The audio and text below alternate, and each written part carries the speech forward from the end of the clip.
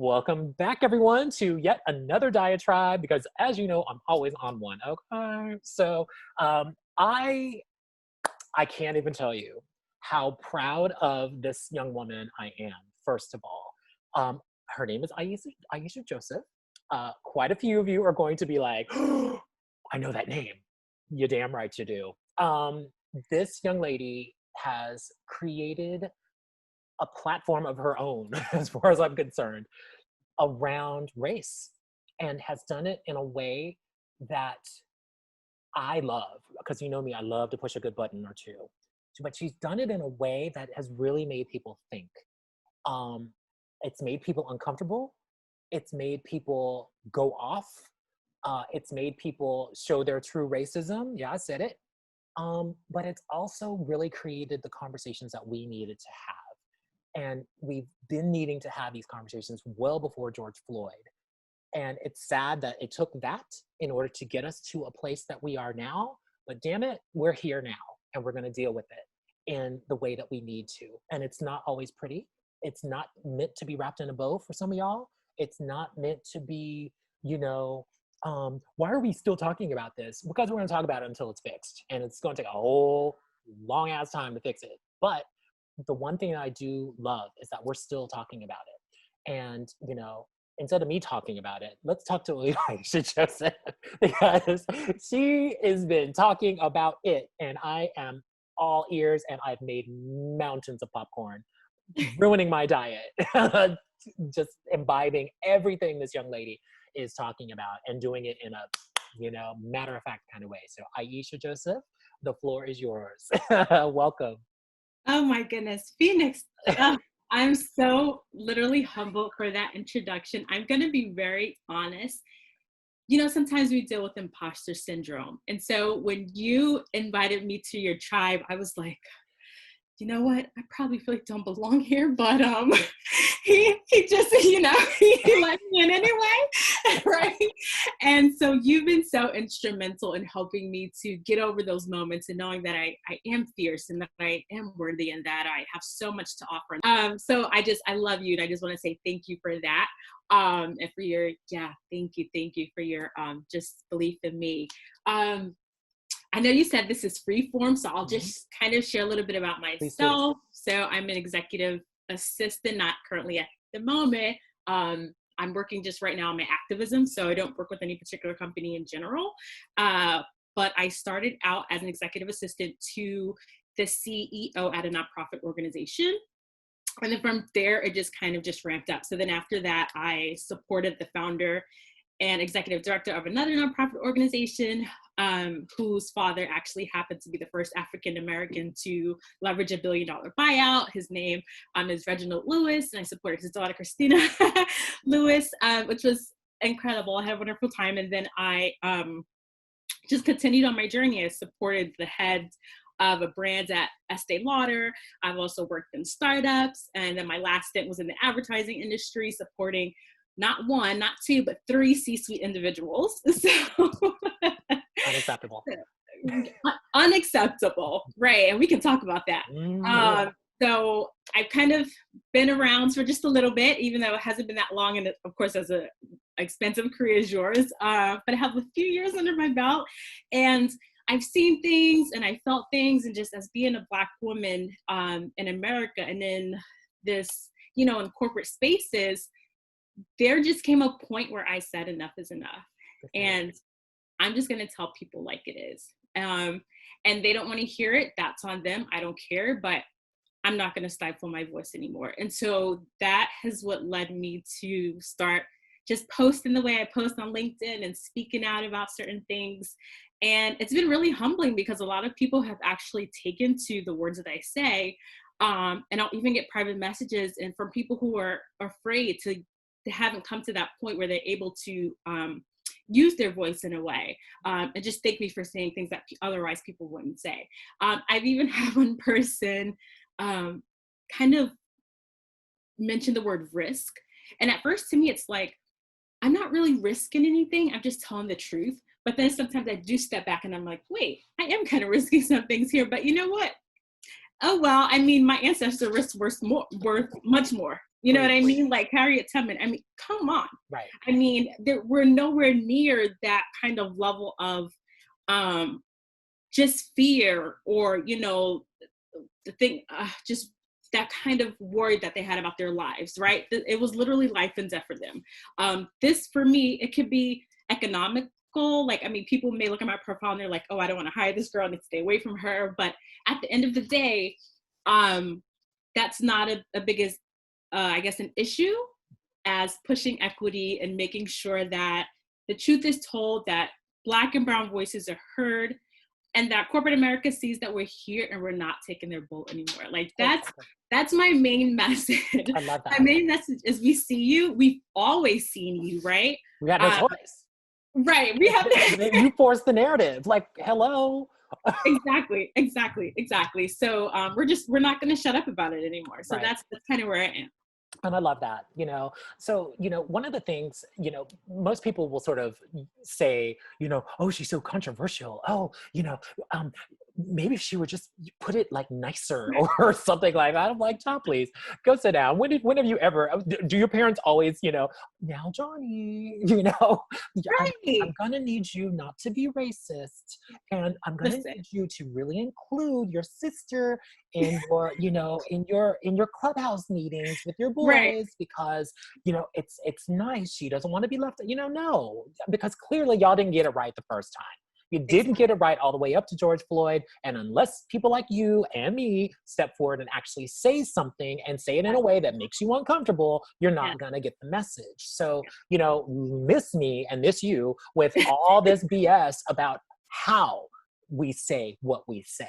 Get the message. That's the one thing. And so I guess the question I have for you is, you know, let me start with this though. I noticed that when you first came out swinging, and thank you for doing that, by the way, you know, people freaked out. Like they were just like, what? You know, either if they freaked out in two ways, they freaked out with silence and like gave you tumbleweeds. Yes. And then the people that were misogynist and racist and everything in between, you know, really stepped up and tried to silence you. That didn't work. Oopsies. But what I'm also noticing now is you've really created a mass of people who got over the initial shock, really understood what it is that you were trying to say, and are ardent supporters of what you have to say, because they understand this isn't about just like beating the kettle, running up and down the aisle, screaming racist, racist, racist. It's not that at all. It's literally pointing out things that have been there systemically for years in a construct that was not created by us. Yes. So I'm wondering, are you noticing that sort of almost change of the tide? I mean, yeah, you still have your idiots, but you know, are you noticing that change, and that you're actually galvanizing, you know, a whole group of people that we didn't have as allies before? Yes, absolutely. I am noticing that change. And I honestly don't even think I could give credit to myself. I think the larger movement and it has kind of just forced people to look at themselves and to look at what's been happening in the world. So like, people have said many times over, just because of the pandemic being forced at home, it's like you have to confront the protests, right? Like you can't just run from it. Like, where are you gonna go? Right, literally. It's on every street, honey. Right, like you can't hide from it. And then when Amy Cooper, that situation came out, where she threatened to call the cops, as everybody should know, probably would know by now, this instance where she threatened to call the cops on this Black man. And I'm going to say something. She didn't. A lot of people keep saying that she threatened to call the cops on him because he asked her to put her dog on a leash. That's not why she threatened to call the cops on him. No. She threatened to call the cops on him because she asked him to stop recording her, and he would not stop recording. And she said it again. Like, I could see the change in her face where she was expecting him to succumb. Right. And he didn't stop. And that's when she threatened him. That's when she got pissed off. Exactly. Yeah. When he didn't do what she said, like most white people in the world, and especially in corporate America, want you to do, that was when the trigger was pulled. So I just say that to say that people had to really reckon with the fact that, oh snap, this is me, maybe. I've done this. Right? Right. Exactly. Right. And that's right. Or this is my coworker, or this is my friend, or this is, oh wow. And so I think a lot of people have taken more to what I'm saying, because right now it's acceptable. I mean, and that's an unfortunate part and a fortunate part, right? It's like, um, I'm glad you're on board. I'm glad that, unfortunately it took the death of George Floyd and all these other things happening for you to get on board. But okay, I'm glad that you're here. And now that you're here, like, let's do the work and The let's work. continue to do the work, right? To become anti-racist ourselves and to help our organizations become anti-racist racist organizations. Mhm. But yeah, I feel like this moment was just like, everyone was complaining about 2020 from the pandemic and everything just seemed like kind of crazy. But I feel like no one knew that this was coming. No one knew that we were going to have these conversations right now. And so it kind of was a blessing in disguise. It is a Uh, blessing. yeah. I completely agree, because I think if we were, out running willy-nilly like we were before, if there were no COVID and the George Floyd thing happened, it would just be another, Absolutely. Stephon Marbury, or excuse me, Yeah. Trayvon Martin or Breonna Taylor or anyone else, and I that's the sad part. But the blessing Yeah. is the fact that we saw it. Like, everybody saw it with the same pair of eyes on the same socials all day, every day, Yes. until it was ingrained in there. Like, just go ahead and put a tattoo on me, because that's pretty much the same effect. Right. Right. And it literally, in my opinion, was the start of a whole new movement, an Yeah. entire new movement. And it's one that I pray, but with side eye, I pray that will stick, and one Yeah.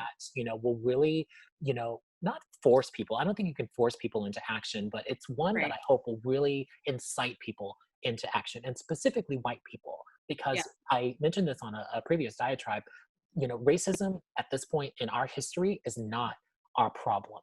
This is something that is within the system that we have to operate within. And Mhm. that system benefits and is mostly, choreographed and authored by people that don't look like you and I. Period. Absolutely. End of story. So unless y'all decide to do something about it on our We white people, behalf, we can say you it. can say it. Less people of non-melanin, and I want to actually do something about it.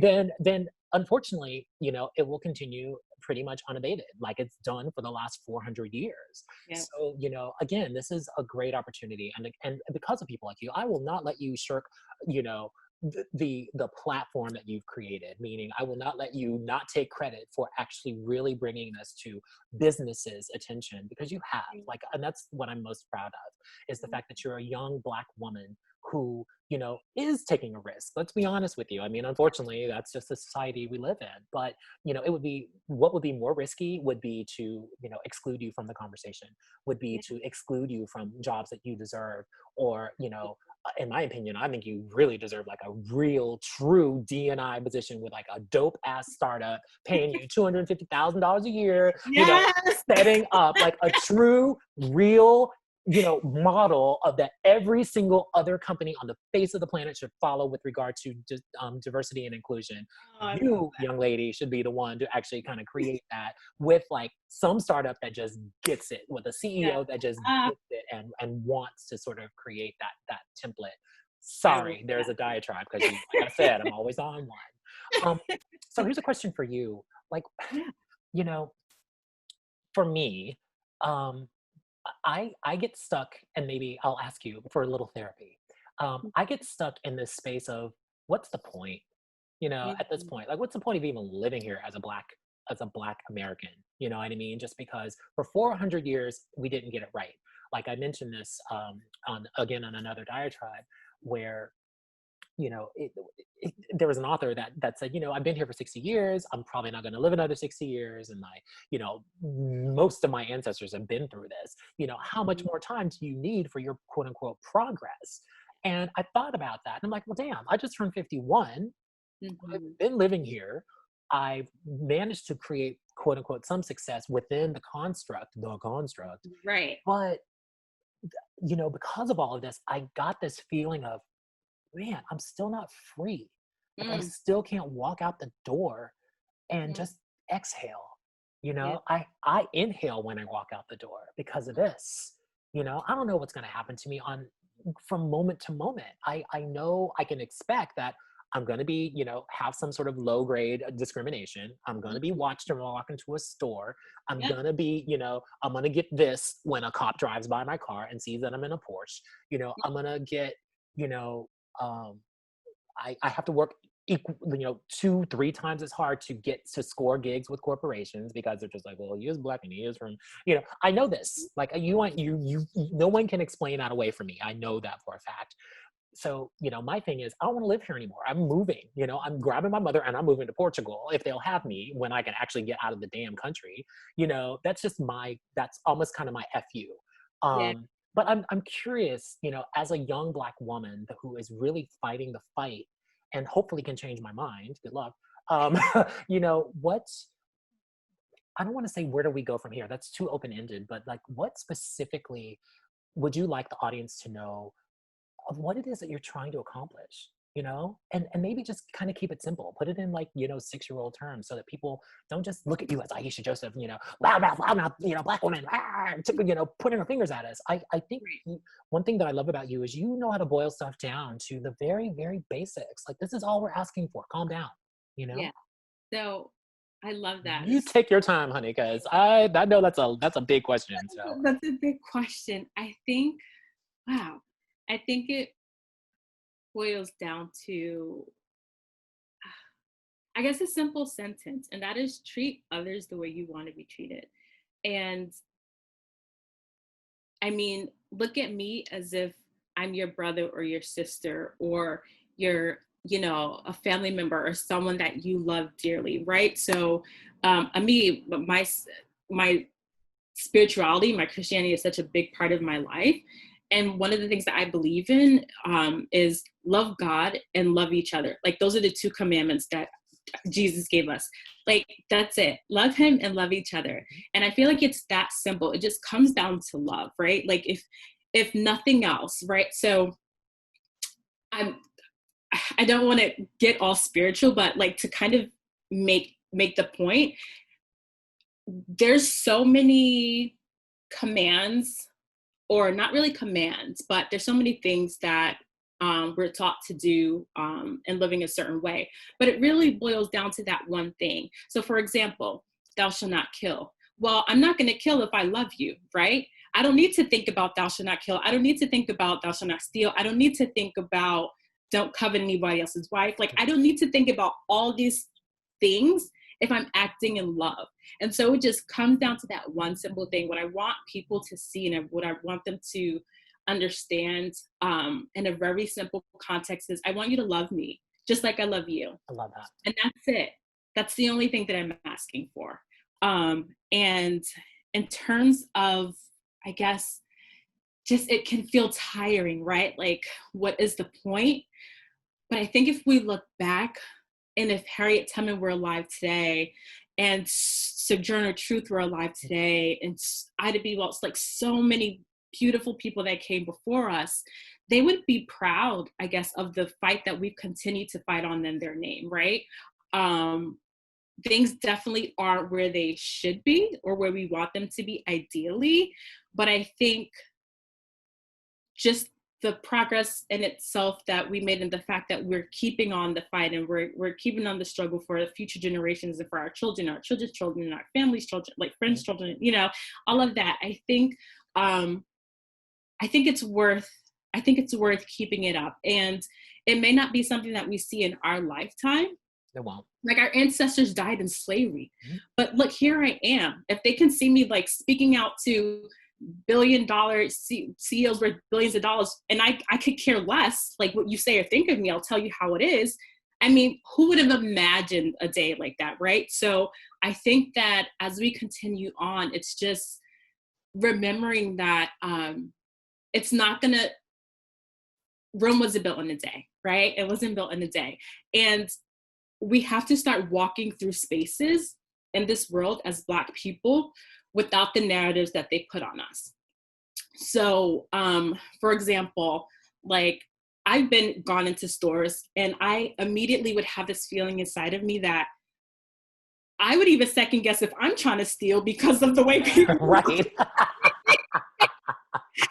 like, wait, did I come in the And some people will not understand that, but trust me, I get it. I'm just like, wait, let me double check and make sure I didn't accidentally put something in my pocket, because clearly they're expecting me to get up, walk out of here in handcuffs at some point. Yes, exactly. And All I these think, damn people trailing me right now. So right, exactly. And I think once we decide to no longer accept those narratives and to walk freely in spaces and start to just strip away that thinking, it's like we can move comfortably and a lot of things won't start to bother us anymore. I mean, just even going into the workplace and how you talk, like on LinkedIn, when I'll type, I'll write ain't, I'll write y'all, I'll whatever, right, right, I'll talk the way I want to talk right. because I'm no longer filtering myself. Does that mean that I can't hold conversations without using certain vernacular or using, Right. And that's actually a really important point, because someone, my friend Kelly, that was on another diatribe with, he mentioned the concept of code switching. Yeah. And I am old and I can't believe I didn't know about this code switching situation. And I was like, well, thank you very much. I feel so enlightened right now. But, code switching, for those of you that don't quite get it, is, it's really sort of, I'll just put it out there, dumbing down who you are in order to fit a certain vernacular, a certain way of acting, a certain this, a certain that, a certain this, all based on a construct that wasn't created by people that look like us. So basically acting white. I said it, and, I get, actually I don't, I'm not even going to try to sugarcoat this bullshit. Here's my thing. If I say ain't, if I say y'all, isn't it funny how we can, point our fingers and wag our fingers at people who use ain't, y'all, and quote unquote non-professional language, yet y'all can sit there and high five and girl and, snap and do, and right, all, all damn day. Do you But have expanded vocabulary? right. So, this is, and the reason, right, exactly. Okay. And this is the reason I bring this up, because again, I've had to code switch my entire working career. I've had to be that guy. I've had to be the token more times than I really feel comfortable with. I've had to, almost overdo that shit. Oh my God, you speak so eloquently. That, in all honesty, is kind of offensive, but at the same time, I enabled it. What can I tell you? So shame on me. I had like a big epiphany, and I don't want to take up all the time because I want you to talk more than me, but one of the biggest epiphanies that I had was when I took like this 3 weeks of like 5-hour long Zoom calls about race and about our history from the second we were, stolen from Africa to the second we set foot on US soil up to the present day. And one of the things was, it completely effed me up was the fact that the success that I thought I had created for myself wasn't really success at all. Ooh, yes. I was successful at code switching my way into a relevance that wasn't my size. Yes. Does that make sense? Oh my gosh, yes. And that really messed with me. I won't lie. It really messed with me. And that's one of the reasons why I really wanted to, peace out the US, because I was like, here's the thing. I followed your rules. The young lady that spoke, Kimberly, I can't remember her last name, but the young lady that spoke so eloquently in that one video about, you broke the construct, you broke the contract. And, yet you expected us to abide by it. You broke the contract. So what the hell? That really stuck with me, because I was like, you're right. The contract was broken. I did everything that you wanted me to do, and I was still only able to manage this. And lost myself in the process. 100%. So now at 51 years old, I'm rediscovering myself. And, so I mean, again, I don't want to divert the conversation. This is really about you, but I'm, again, as a young Black woman, like, I'm so encouraged by your journey specifically, just because you're actually fighting for me, if that makes any sense. Like, I feel like I failed you in a weird way, because I didn't, oh my God, my eyes are like welling up because I feel so bad. But I feel, I'm sitting here like, no, bad. I feel like I failed you and other young Black, hungry, intelligent, resourceful, brave women and men, because I can't say that I allowed for other Blacks, in business to be treated a certain way, but I don't feel like I really represented us the way that I should have represented us. I feel like I represented Phoenix Norman the way Phoenix Norman should have been represented. And as I got older and later into my career, yeah, I was able to sort of add more of my personality and leave companies where I felt like they weren't treating people equally and all of that. But I think overall, I do feel like a bit of a failure in the sense that I didn't kick more doors open. Or maybe I'm just not aware of the doors that I kicked open. That could be it as well. But, you know, that's the one thing that I love about you is that you're doing it in a way that is 100% brutally honest and 100% authentic. And you know, as much as people may deride you and give you drama on LinkedIn and all these other things, the one thing that you do that they probably haven't ever done in their entire single effing lives is do something 100% authentically and do it without selfishness and without any sense of entitlement. And so again, I'm proud of you. Sorry, I kind of went on like a little bit of a emotional diatribe there, but you know, again, I'm really proud of you, and I just please keep doing what you're doing because again, I think you're doing what I couldn't do. I don't know how else to put it. Thank you so much. And I love what you said because not many people can acknowledge that. And the thing is, I've been there. Most of us have been there, and we've been there for survival. Like, it's not our fault. Preach. Like, we were trying to do the best that our parents taught us, the best that their parents taught them, and so forth and so forth. And so, I really don't blame us for trying to, like I said, survive and to make a life and to be able to exist within these structures that have oppressed us, right? It's not our fault. That's what I would say. I mean, at some point we do take responsibility, but that's when we wake up. Like, there's some people that know what's going on and they don't care anyway. Right. And they're still kind of drinking the Kool-Aid or bowing to white supremacy, or however you want to say it, right? And those people, they should be ashamed of themselves. But I feel like I've been there. I've been the person where I was the token Black. I spoke well. I would come into the interviews and put on my white face and just like, I'm not like the other Blacks, right? I've done all this. I have all these achievements.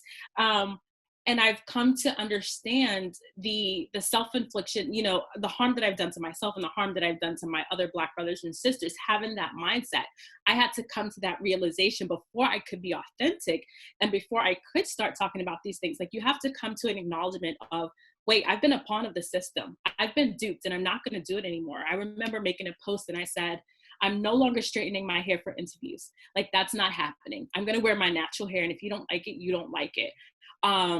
And so I feel like, and to also to what you said, someone else made a post about this on LinkedIn and I loved it. And he wrote, you know, I'm sorry to all of the Black young professionals. I should have told you like how it was working in corporate. I should have given you the full truth, let you know X, Y, and Z.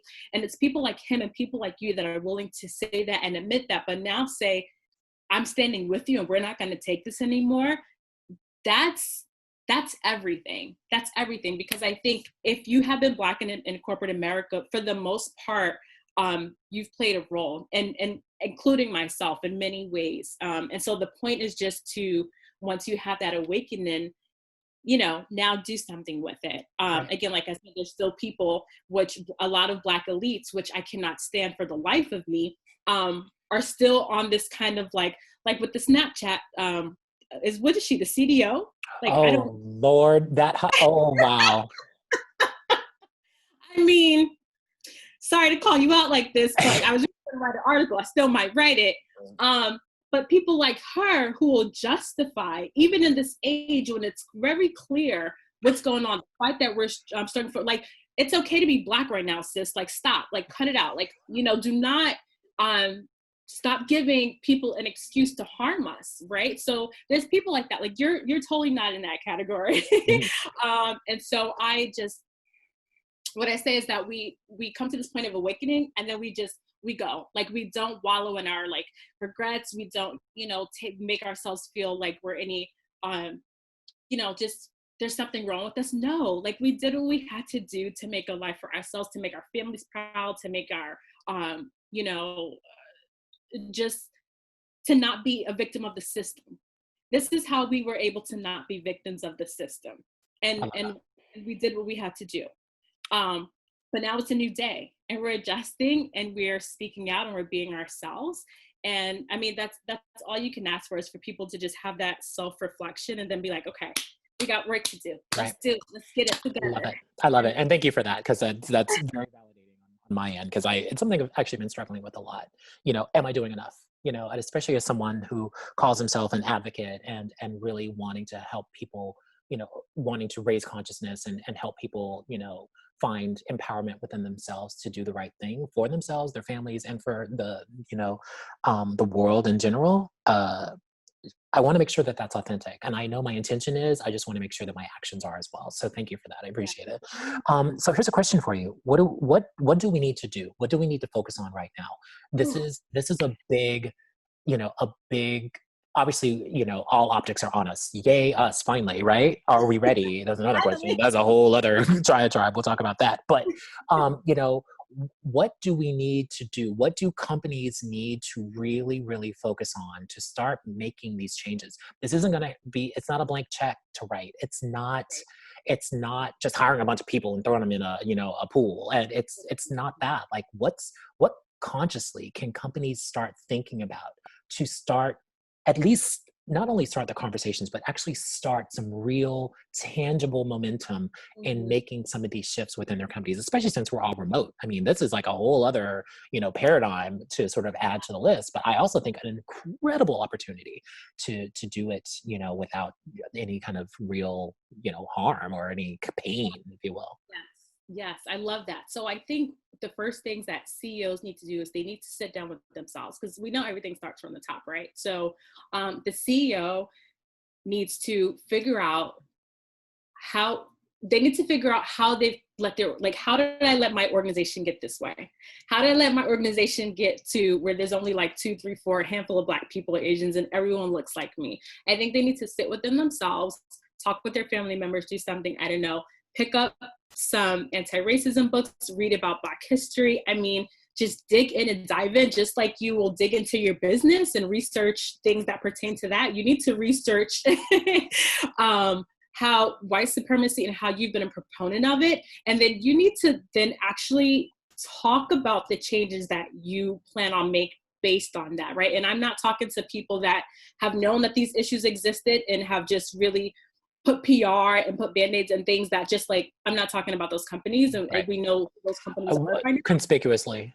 Right, exactly. I'm talking about the people who actually are having this kind of like wake up moment where they can look internally and say, wow, like I've been racist. I've had racist ideas. I've thought maybe that Blacks don't work as hard as whites. And so this is what I've done. I've thought that maybe Blacks are lazy. And so I've actually given this person, made them work overtime or whatever it is, right? Like I need you to acknowledge the harm that you've done, because that's the only way you're going to change. Okay. And then I need you to get your C-suite on board with that, because you can have a CEO who's very committed, but if you're, the people around you who are running the organization are not on the same page, they're going to continue to do damage. So you need to clean house. Either they get on board or they get out. That's, I feel like, the first steps to that. And then you can come to your organization, you can come to your employees and say, and be very transparent about it, and in an all hands meeting or something, and say, look, this is how we've operated in the past. This is why. And I'm looking to change it for these reasons. I value every human being. I value everyone's contribution. I'm not proud of how I've let things be, and my biases, how I've let them affect the business. And I'm working on changing that. And people who don't want to get with the program, they can step, right?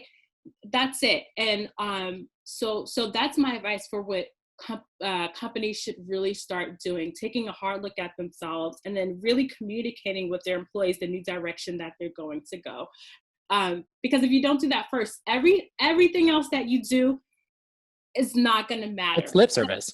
It's lip service, because people are like, okay, we hired a chief diversity officer, but like, that is the biggest joke on the face of the planet. And yes, I said it. Any D&I individuals who want to come and fight me, feel free, pack a lunch.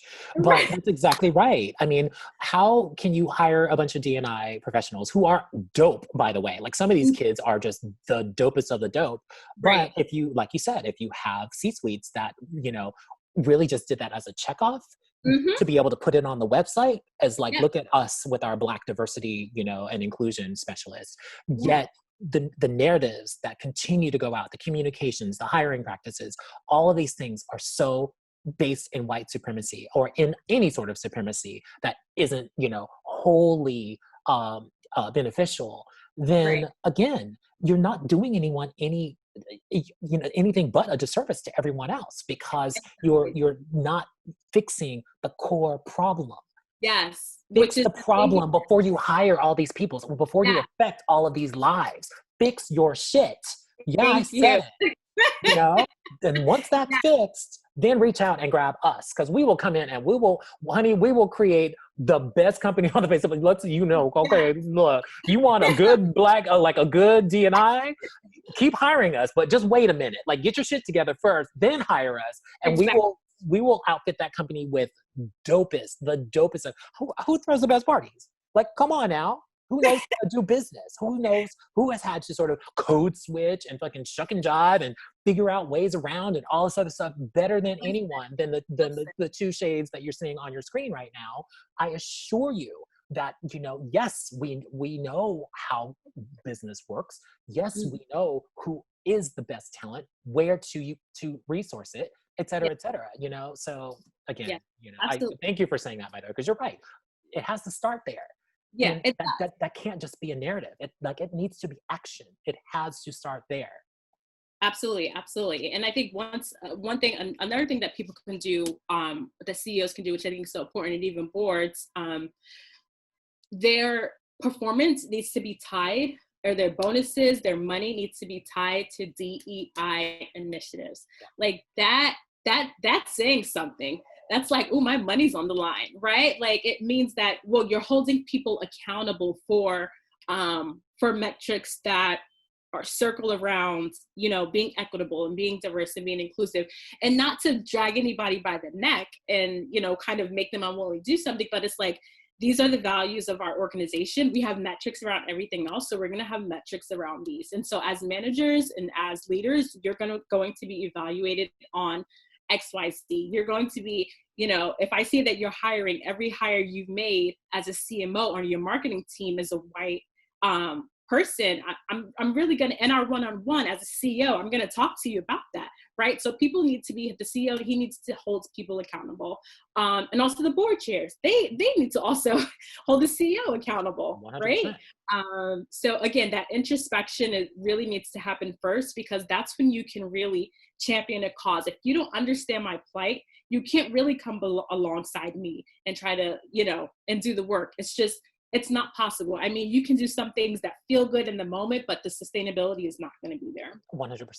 And one of the sort of major issues I've had, it was in my book, as you've read, was the fact that, again, a lot of, and big tech specifically, I keep seeing all these reports, oh, we're having such a hard time. The pipelines are so few for, Black talent and, Asian talent and, Latino, Latinx talent and all this other stuff. I'm like, what are you talking about?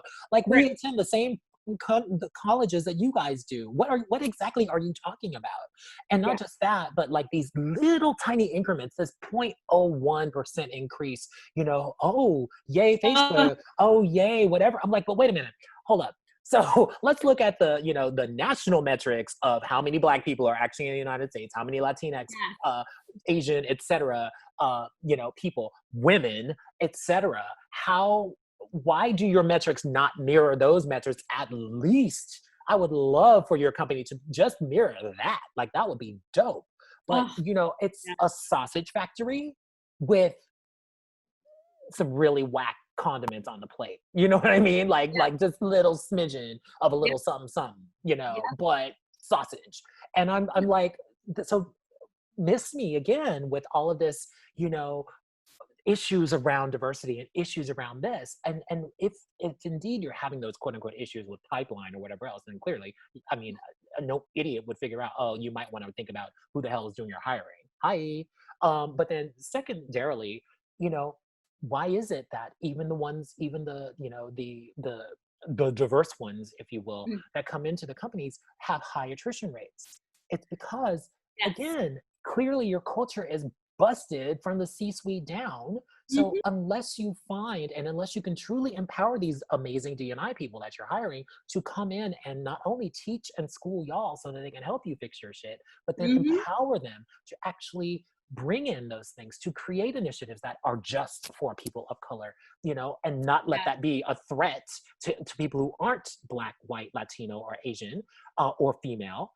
Allow that to be. Remember that thing that happened at Google, that big brouhaha at Google? There was an initiative, and I think it was either around like I think it was around women, but then there was the one engineer that went off and decided to like Ah, sue the yeah, company and the whole 9 yards around that. I'm just sitting there like, I remember that. what in the damn hell is this? So I just sat back, made me a whole lot of popcorn, and watched. Like, oh, okay, so you're being discriminated against because they're forcing you to go to a DNI program. Yet Right. every damn thing I have to do at any company I've ever been at is to have to sit through a bunch of bullshit, that has nothing to do with people of color, and take it. Listen, to that point, real quick, I don't know how many times they will have like you're being in office and they're trying to mostly startups and they want to have this feel good vibe and this culture and they're putting on playlists and I don't recognize one dang song on the playlist. I'm like, this is y'all music and Right. not to, but it's like, I mean, can we throw in some like Something. can we throw in something, right? Well, the funny Like I thing is, have to mine was the opposite. Mine was the opposite. They were playing like some of the most hardcore rap I have ever heard in my life. really B's and F's and all that. I'm sitting there like, no, no, no, no, no, no. We have visitors this week. Like, y'all need to come back. We get it. We get it. Like, whoever is on the ones and the twos, I need you to like dial that back a little bit. right. Hey, you don't have to prove anything to me. I know I'm the only Black person at your company, and I was at the time.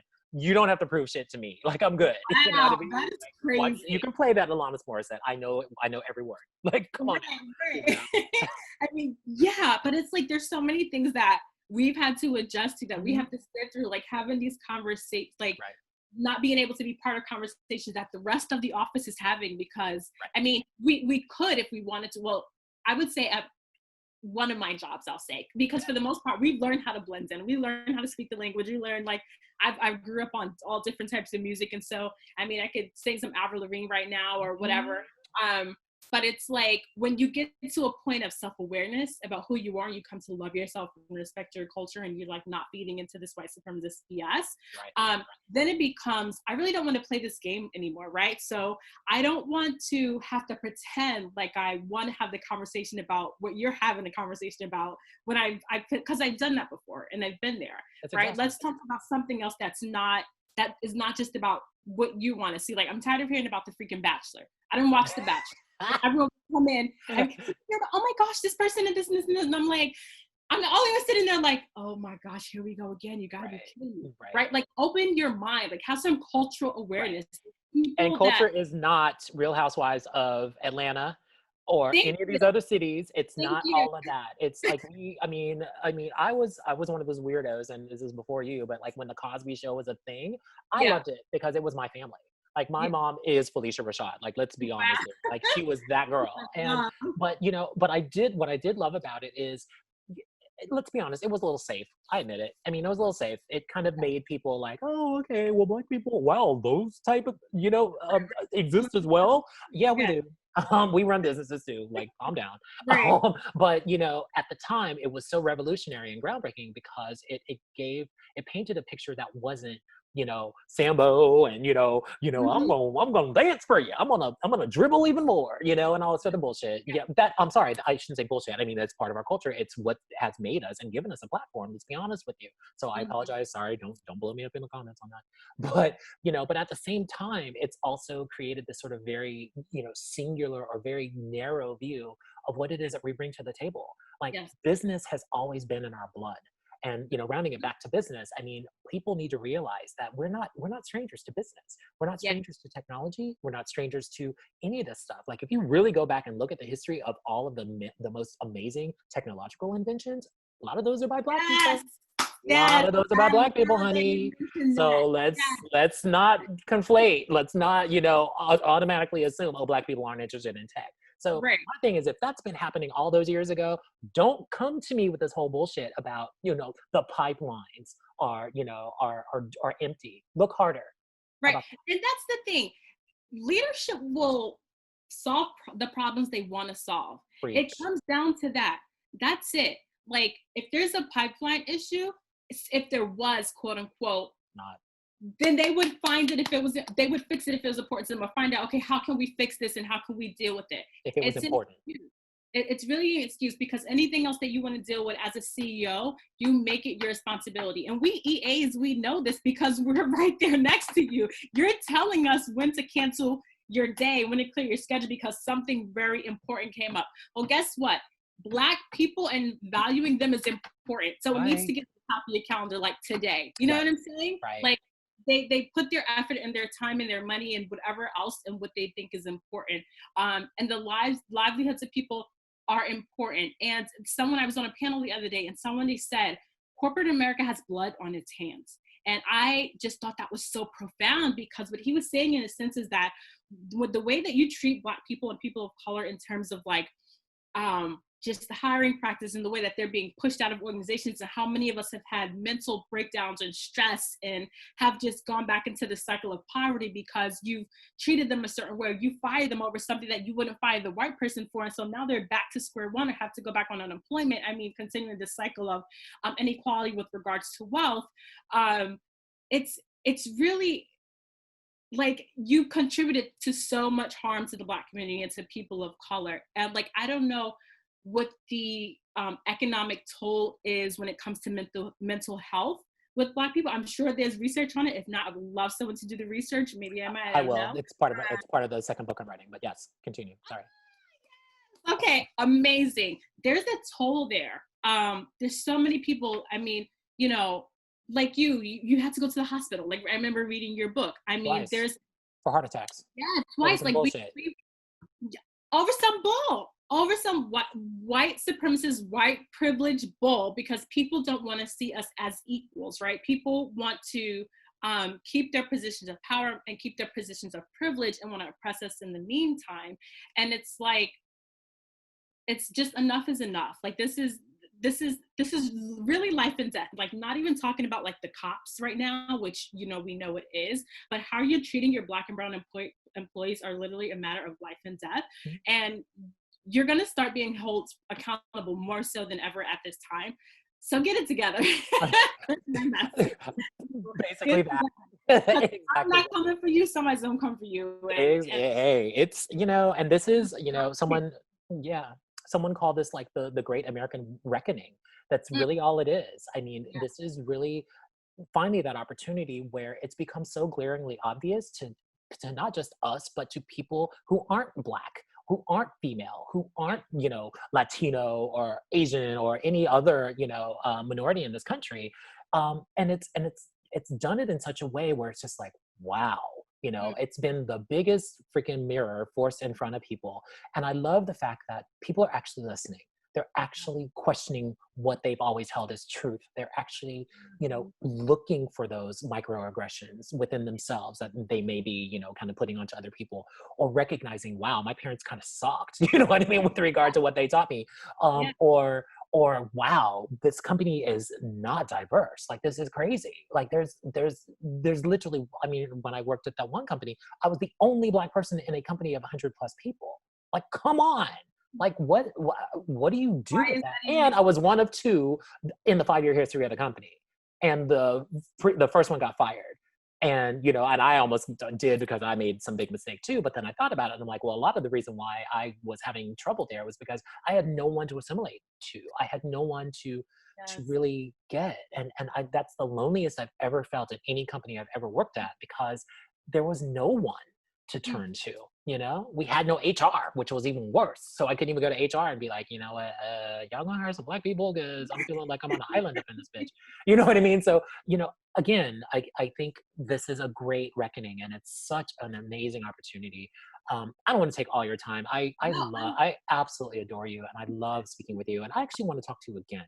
I'm gonna two-part you, just because I think there's a few really specific issues that I want to dive into. I don't want this to just be about, you know, oh, look at, you know, Aisha and Phoenix going off again, you know, yay us. You know, I really think what we need now are some very, very basic very specific things that we can all work on individually, but then specifically for executives that are out there Yeah, who, you absolutely. know, need your, specifically yours, not mine, your perspective. A young Black woman at the beginning of her career, you know, to really help guide their moves going forward. Because don't forget, Yeah, your generation is now the dominant generation. We're now in the subordinate seat. Like, there's way more of you in business than there is of me. mm, So you guys need to run shit. Y'all need to set companies up that are unfortunately run by people like me, but you need to start really having your voice heard and creating those processes and that yeah, level of diversity and that level of inclusion, in order so that when you guys truly take the helm, it's golden. Like, you've already, it's on cruise control, you yeah. know? So, you know, your voice is so important. I'll let you leave with any parting words that you have. I want you to just, you know, you have the floor as long as you want, but Oh,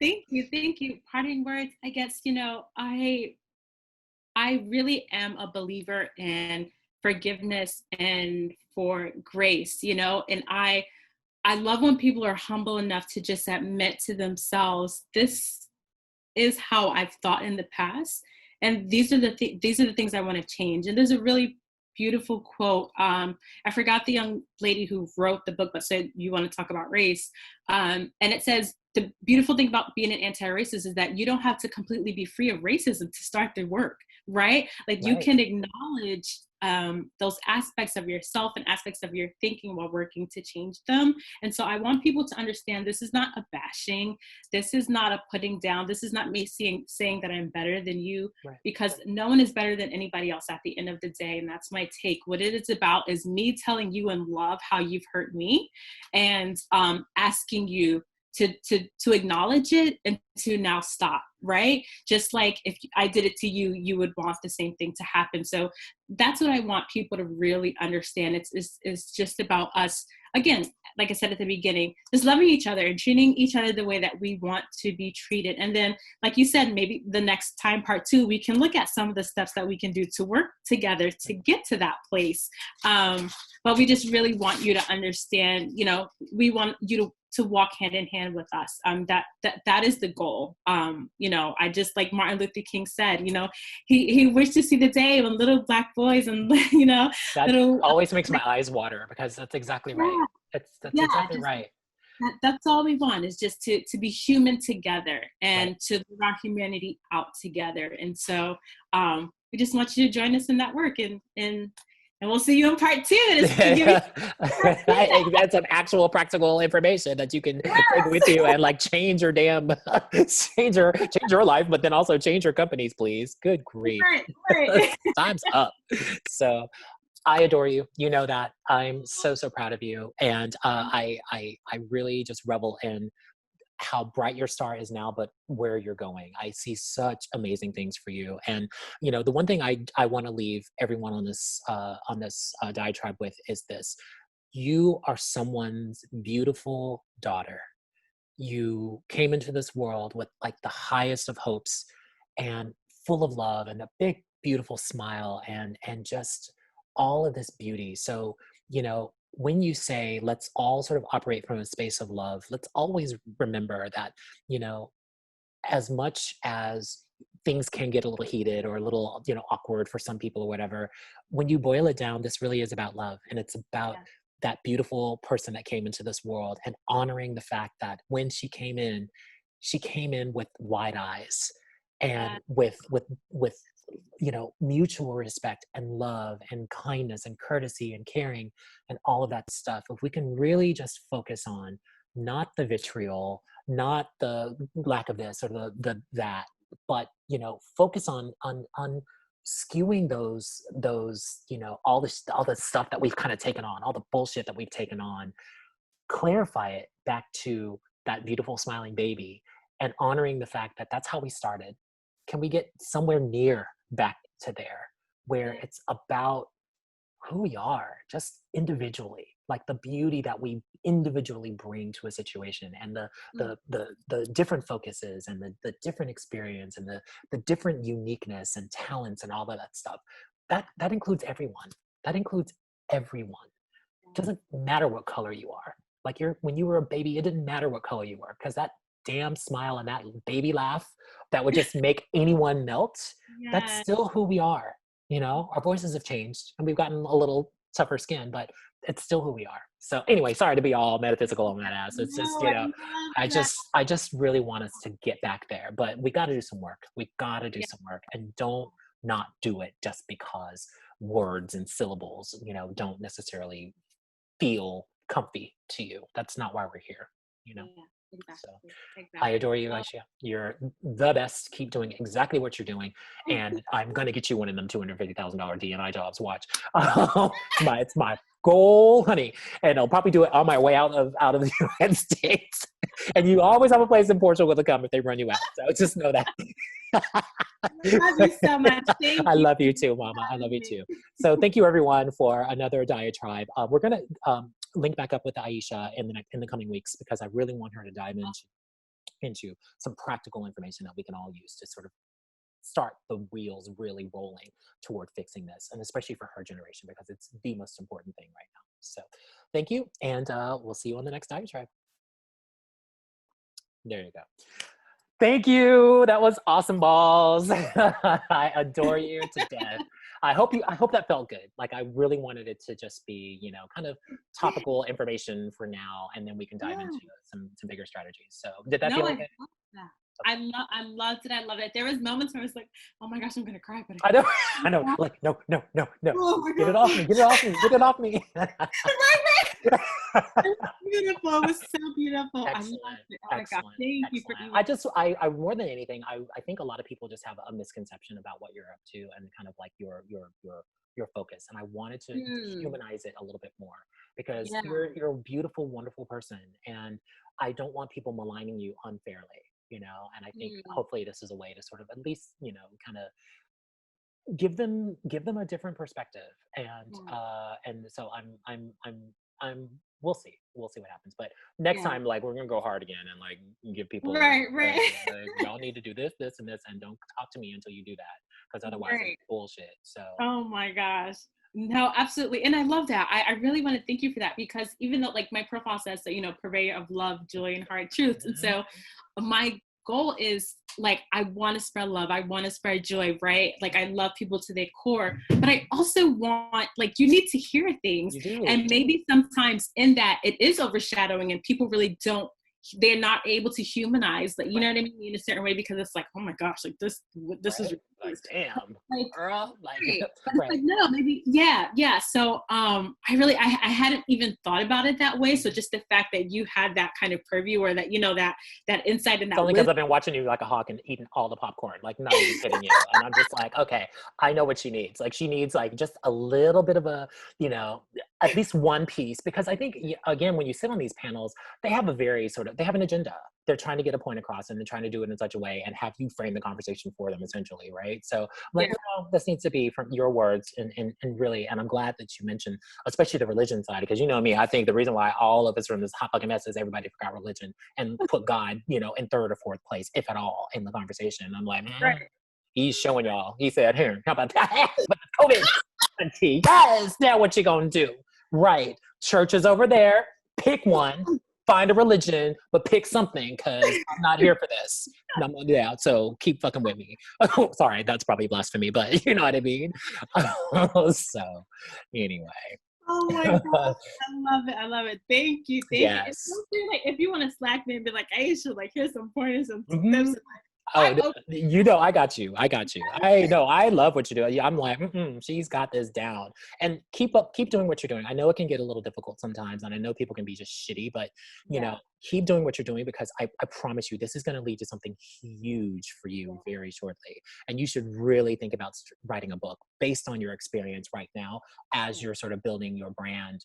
You know, really, you should be blogging relentlessly, but you know, really think about starting to put a book together, or just doing article after article after article, because that's how I wrote Yeah. my book. You know what I mean? So just keep Yeah. that. I have an outline for my book. I I can love share. it. I'm so happy. That makes me so happy and so proud. So, you know, Yeah. any way I can help, let me know. I can give you all the shortcuts that you need to know. So Thank you. Yeah. Oh my All gosh. right. Thank you. Well, I We'll adore talk you. soon. Yes, we will. Let's set another one up, and like maybe we'll give them a couple weeks to kind of digest this one. Okay.